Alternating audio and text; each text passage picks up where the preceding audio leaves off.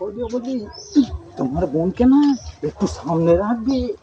কারণ হচ্ছে আমাকে দেখছে আর সে শুধু I love you, I love you শুধু বলছে। আর শুধু বলছে না, আবার আমাকে চেষ্টা করছে আঁক মারার জন্যে। পটাপট করে শুধু চোখ মারছে। কি আর বলবো গো ভাই, তোমার বোন যে এত বড় শয়তান সেটা আমি জানিনি। তলে তলে একবারে পেকে গেছে তোমার বোন। আরে ভাই, আমি কোথায় ছোট ননু, আমি কি ওসব বুঝি বলো দেখিনি?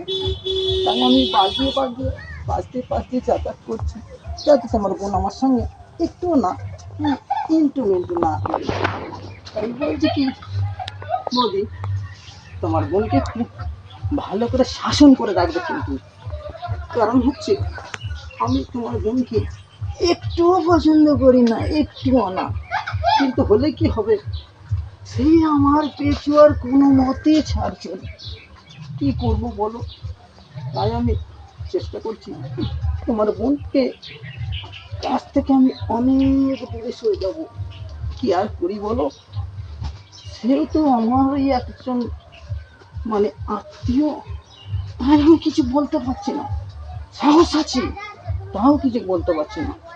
কারণ কি জানো বৌদি, আমি তো ছোট, আর আমার বয়সে এখন ঠোঁট কাঁচাতে তুলির মতো যে, নাহলে তোমার বোনকে যে আমি করতাম না, একবারে টের পেয়ে যেত।